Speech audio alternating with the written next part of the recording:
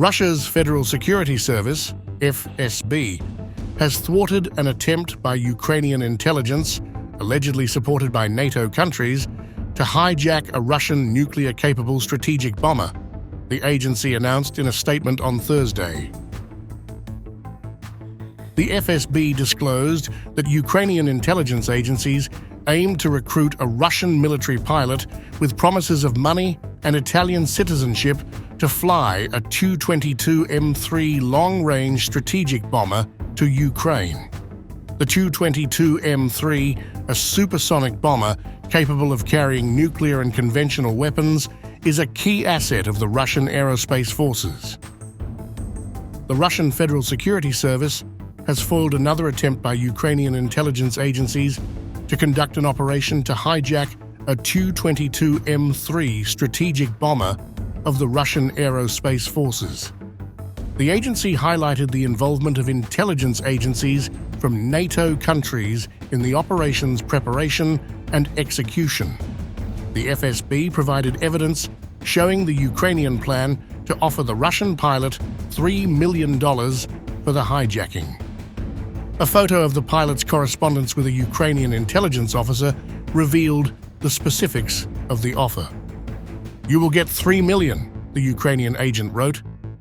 The correspondence indicated that $1 million of the sum was expected to be paid by Ukroboronprom, Ukraine's state defense company. The FSB also released a video displaying bundles of US dollars, allegedly part of the promised payment. The pilot, contacted via the Telegram messaging app, detailed the threats and inducements he faced. No sense of morality or ethics.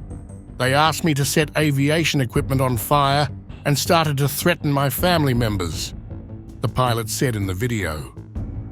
He recounted being asked to provide information about Russian aircraft, including tail numbers and technical conditions. Instead of complying, the pilot reported the contact to his commanders. He identified the Ukrainian agent as Pavlo, who openly admitted being a Ukrainian intelligence officer and proposed the hijacking of a long-range bomber.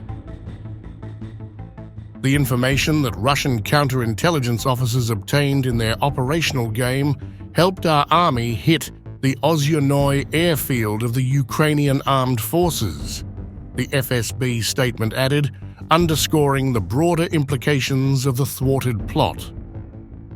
The Tu-22M3 bomber is designed to strike naval and ground targets with missiles and air bombs and is a critical component of Russia's strategic military capabilities. The FSB's successful disruption of the hijacking attempt highlights the ongoing espionage and counter-espionage activities amid the ongoing conflict between Russia and Ukraine. According to independent Russian media outlets, approximately 120,000 Russian troops have been killed since President Vladimir Putin launched his full-scale invasion of Ukraine, averaging around 250 fatalities per day. These figures are based on government data. Since the onset of the conflict on February 24, 2022, Ukraine's defense ministry has provided daily updates on Russian casualties, reporting a total of 549,840 as of Saturday. This number includes both killed and wounded soldiers, a clarification made by Kyiv last year. Previously, Ukraine's estimates differed significantly from those of Western sources, but recent figures have shown greater alignment.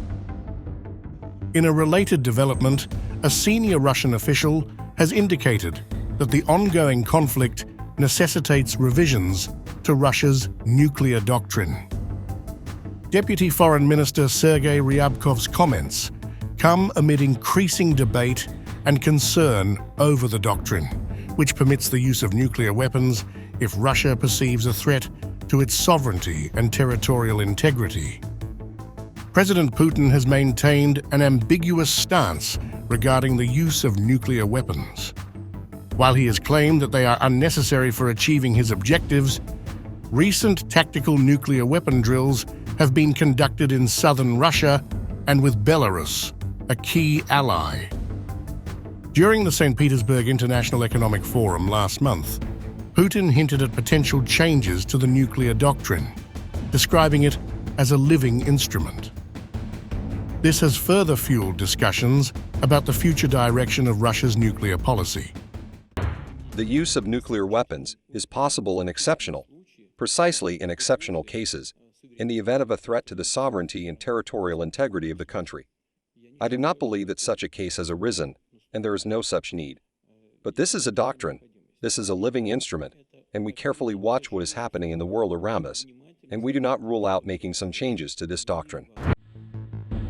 Russian officials, such as former President Dmitry Medvedev, have also made regular nuclear weapons threats, while Kremlin propagandists have suggested missile strikes on Western countries allied with Ukraine.